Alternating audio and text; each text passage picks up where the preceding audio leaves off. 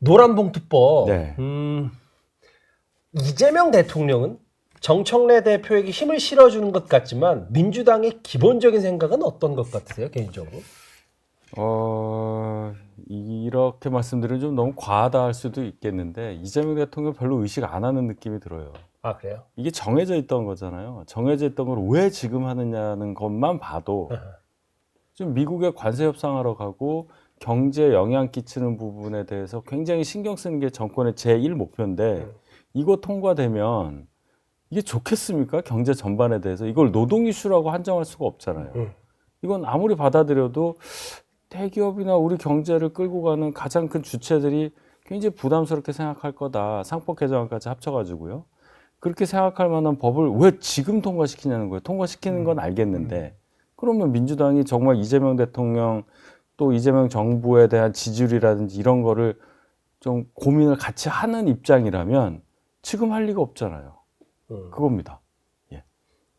그러면 그런 거잖아요. 이게 증시는 개미들이 바로 반발하니까 네.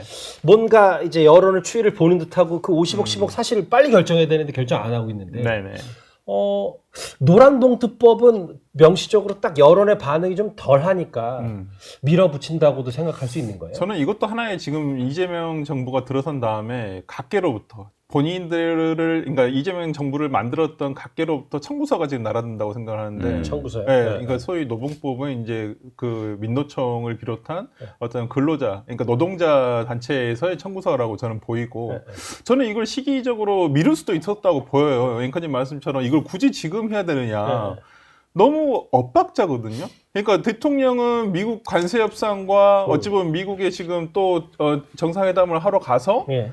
또 거기에 기업들의 정말 많은 그 도움을 받고 있잖아요. 지금 재계 총수를 전부 다 미국가 있거든요. 그런데 이걸 지금 재계에서는 너무나 우려시하는 법안을 바로 통과를 시켰단 말이에요. 그것도 주말에.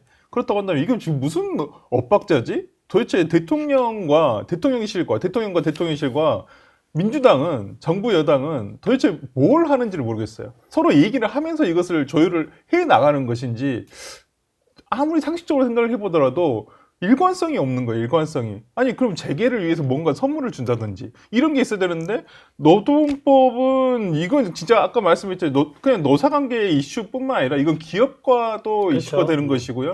결국 기업이 이슈가 된다는 것은 그 피해가 만약에 발생했을 때는 주주들이 전부 다 그러니까 어떠한 그 주식 투자자들이라든지 자본 투자자들이 다 바로 피해를 입게 되는 것이거든요.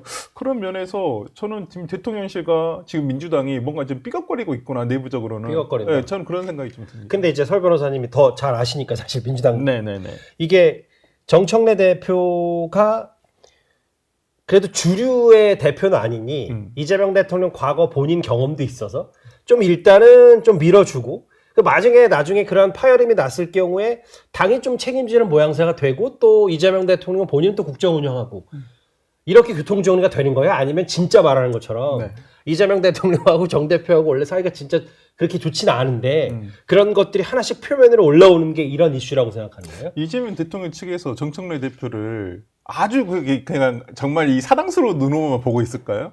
절대 아니에요. 제가 민주당 안에 계신 분들하고도 물어보고 하지만은 그런 아주 호의적인 시선은 아니다. 지금 정청래 대표가 여러 가지 것으로 지금 굉장히 대통령실과 각이 아닌 각을 세우고 있거든요. 네. 겉으로야 뭐 손잡고 만찬하고 우리 뭐 정당 합의했다라고 하지만 아니 합의한 것을 그렇게 자화자찬할 만큼의 상황이냐 이 말이에요. 당연히 당정대가 하나의 일치감으로 가는 것은 네. 기본적인 전제 사실임에도 불구하고 그것을 우리는 합의를 했다라고 지난주에 대통령과 당대표가 만나가지고 그걸 합의를 했잖아요. 그럴 상황이냐 이 말이에요. 그런 부분에서 지금 어떤 당에서 보여주는 스탠스가 굉장히 어렵다. 그리고 저는 아까 앵커께서 말씀하신 대로 이재명 대통령 측이 소위 말하는 친명이 주류인 줄 알았더니 주류가 아니에요? 지금 돌아가는 상황은 주류가 아닌 것 같아요. 아니면 정청래 대표가 다원 들고 직거래를 하면서 뭔가 계속 파일을 키워나가는데 네. 근데 이제 그래도 아직은 주류는 아닌 거잖아요, 정 대표가. 근데 그런 줄 알았는데 오히려 그 정청래 대표를 위시한 네. 소위 친문 세력들 네. 이 사람들이 그냥 가만히 숨을 주고 있다가 지금은 계속 목소리를 높여가는 단계라는 거죠. 지금 이번 노봉법 관련해서도 제가 민주당을 지지하시는 커뮤니티에 들어가 보면 굉장히 잘한 법이라고요. 이 법을. 왜? 이제는 노조가 이제 기업들이 지금 이제 가장 큰 문제가 미국이나 아니면 다른 대한민국 외에 다른 곳으로 옮길 수가 있잖아요. 네, 그렇죠. 그러면 그걸 경영상의 판단이라고 하거든요. 근데 이 노봉법에 보면 경영상의 판단에 노조가 관여할 수 있게끔 돼 있습니다. 그렇기 때문에 그거 관여해서 막을 수 있다. 이렇게 생각을 하고 계시단 말이에요. 이게 굉장히 지금 시그널이 잘못 가고 있어요. 시그널이. 네, 그러니까 지지자들은 이거 괜찮다 이렇게 생각하고 있는데 오히려 기업을 운영하는 입장에서는 그럼요. 굉장히 위험한 법이죠. 그러니까 이제 이게 실용적 시장주의를 표방하는 이재명 대통령과 온도차가 계속 있던 이제 엇박자가 나는 거 아니에요. 특히 지금 미국 같이 이제 재계 총수도 같이 가는데 미국에서는 지금 이제 트럼프 대통령 관세 협상 이후에 협상 테이블에 우리가 원하는 걸 잘 끌어내야 되는데 또 국내에서는 지금 또 이런 상황이고 이게 사실 이런 것들이 정청래 대표 올라가고 막 목소리 세지는 게 아무래도 조국 전 대표 영향이 있겠죠. 조국 전 대표는 사면복권된 과정부터 봐야 될 것 같은데요. 과연 이재명 대통령이 정말 선뜻 해야 되겠다 해서 한 거냐. 아까 청구서 말씀하셨는데 분명히 그 작용이 있어서 사면복권이 단행됐다고 봐야 될 텐데 그러면 결론은 이재명 대통령이 그걸 막을 만한 힘이 정권 초창기임에도 없다. 이렇게 봐야 되겠죠. 저는 이재명 대통령이 5년 공무원 대통령이 됐다는 느낌을 받아요. 5년 공무원 대통령. 예, 지금 일은 무지하게 하고 있잖아요. 일본도 가고 지금 국내 없다고 너무 두 분 다 세게 비판하시는 거 아니에요? 비판이 아니에요. 이재명 대통령 비판하는 게 아니에요. 어떻게 들리면 이재명 대통령 옹호하는 것처럼 들릴 거예요. 그렇지. 5년 공무원 대통령. 예, 그 안에 정치는 정청래 등등 민주당 주류라고 원래 주류예요. 그분들이 당원 주권주의를 주창해서 대통령이 됐다고 자부하던 이재명 대통령 그 당원 주권주의에 완전히 지금 소수파가 됐다. 이렇게까지 볼 수가 있어요. 이 모든 게 다 그 흐름으로 딱 넣으면 다 맞아요. 지금 그런 상황입니다. 제가 볼 때 여권의 분화는 이미 거의 완료된 것 같은 느낌이 들어요. 그러니까 지금 민주당에 계신 분들하고 이렇게 만나서 얘기를 해보면 조국 대표의 행보에 대해서 굉장히 당황스러워하고 계세요. 근데 그걸 몰랐을까? 그걸 몰랐던 거예요. 몰랐던 거예요. 그렇게까지 몰랐다. 이제까지 한 사람이 없었으니까. 이제까지 그 어떠한 정치인도 사면을 해줬는데. 뉴 노멀을 개척한 거죠. 그렇죠. 이건 나오자마자 메시지가 나오기 시작했고 또 메시지의 된장찌개 그 첫 번째 메시지 그걸로 시작을 해서 어저께는 또 그걸 다시 리바이벌을 하셨더라고요. 제가 봤을 때는 정말 정무적으로 그렇게 좋은 선택은 아니었던 것 같은데 그걸 다시 되새김질을 함으로써 이제는 돼지 눈에는 돼지만 보이는 거 아니냐 이런 식으로 해버리면 이건 가본 게 시즌2도 아니고 저희가 돼지군요.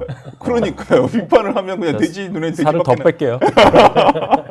아니 근데 그게 전공 본인 스스로는 그렇죠. 사실은 그 본인의 혐의에 대해서 완전 100% 똑바로 인정한 적은 없으니까.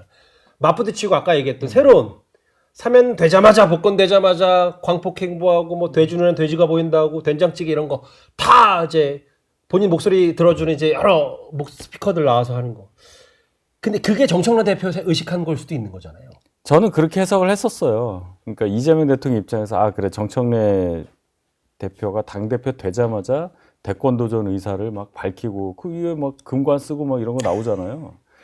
내가 조국을 사면복권해갖고 법여권에 이렇게 좀 매기를 풀어놓고 이런 생각도 해봤는데 분명 있을 거예요.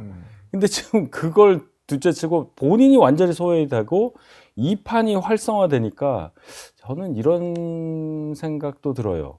어떤가요? 총선 때 친문 학살 공천 했잖아요. 친명 공천을 한 그 반작용이 이렇게 나오는구나. 결론적으로 문재인 대통령까지 거들어가지고 조국 전 대표의 사면복권을 이루고 그다음에 슬슬 그러면 28년 총선에 친문 세력들 다시 들어와야 되는데 그 밑작업 지금 세게 하고 있다고 봐요. 이미 흐름 그렇게 가고 이재명 대통령이 공천에서 국회로 불러들인 친명 초선이라든지 이런 분들 거의 미미한 영향력밖에 행사하지 못하는 이름도 기억 안 나요. 지금은 1년 넘게 생각이 안 나잖아요. 벌써 저는 그런 느낌이 든다. 그러니까 저는 앵커님 말씀대로 정청래 대표가 되자마자 상당히 각을 세웠었어요. 대통령하고. 그렇죠. 제일 첫 번째 메시지가 저는 강선우 의원에 대한 메시지였다고 보거든요. 예. 아니 대통령은 강선우 의원을 여가부 장관 후보자에서 오히려 지명 철회 아니면 뭐 자진 사퇴를 했든 어떤 뜻을 거둬들였는데 오히려 그 정청래 대표 되자마자 그 얘기를 했거든요. 근데 이제 그런 부분에 있어서 저는 조국 전 대표의 어떤 그 사명과 연결을 시켜보면 분명히 대통령의 워딩 그 자체로 보면 그냥 할 거 합시다.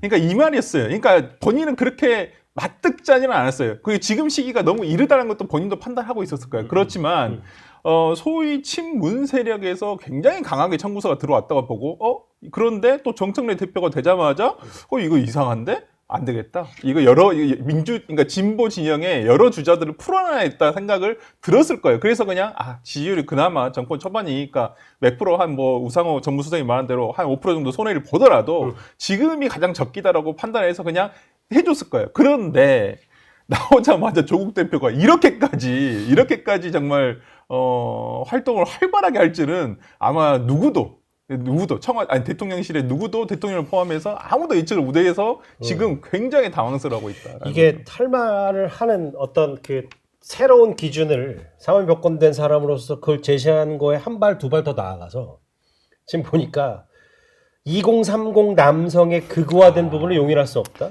70대와 비슷하다. 그걸 또 이제 주말 사이에 또 재차 물어봤더니 뭐 맞긴 맞는 거 아니냐는 취지로 얘기를 해서 극우화됐어요?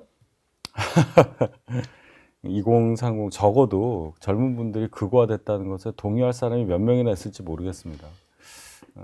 이런 발언까지 하는 거는 뭐 생각이야 자유롭게 할 수 있는 건데 이걸 표현했다는 거는 그만큼 저희가 지금 맞설 만한 이 구조를 못 갖추고 있기 때문에 한마디로 좀 쉽게 말씀드려서 저희를 우습게 봐서 그런 거예요. 여쭤봐서. 예, 지금 판에는 범여권밖에 없고 저희는 그냥 링 밖에 그냥 링 못 올라오고 있잖아요. 그러니까 이 안에서 할 수 있는 얘기 다 하는 거죠. 그 과정에서 나오는 얘기예요. 저 사람들은 다 극우야. 젊은 사람들도 극우가 됐어. 내 말이 맞아. 나 앞으로 갈 거야. 나 억울하게 갔다 왔거든. 지금 이 얘기하고 있잖아요.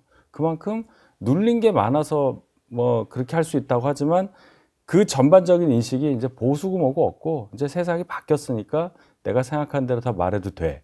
이제 그런 인식의 발로라고 생각합니다. 근데 왜 그런 질문을 드렸냐면 사실은 뭐 본인은 뭐 대통령실은 조국 혁신당이 야당이라고 했지만 범 여권에서 어떤 선거 캠페인에 사실은 지금까지 야당 심판, 국힘 심판 이렇게 해서 먹히는 작동하는 게 아니라 선거는 여권이 잘하면 여권에 저 힘을 실어주는 거고 정권 심판 아니면 그 반대밖에 없는데 국힘 심판이라는 표현을 조국 전 대표가 쓰고 그거 핵심이 마치 2030 그거와 코어라고 생각하니까 그 부분을 계속 하면서 본인 선명성 경쟁을 하는 것 같아서요. 결론은 정권이 안 바뀐다는 전제가 있는 거예요. 몇십 년. 어느 분이 얘기했죠. 뭐 20년 집권론 얘기했는데 그 생각이 그대로 있는 거예요. 잠깐 사고가 나서 윤 대통령한테 정권 줬는데 이렇게 되지 않았느냐. 안 바뀐다. 그러니까 국힘을 더 심판하는 발언을 함으로써 저희에 대해서 더 매를 들고 완전 1.5당 체제 이런 식으로 가겠다고 생각을 하는 거고 그게 맞다고 생각하고 그게 된다고 생각하는 거죠. 저희 영상 많이 시청해 주시고요. 좋아요, 구독, 댓글, 알림 설정 꼭 부탁드리겠습니다.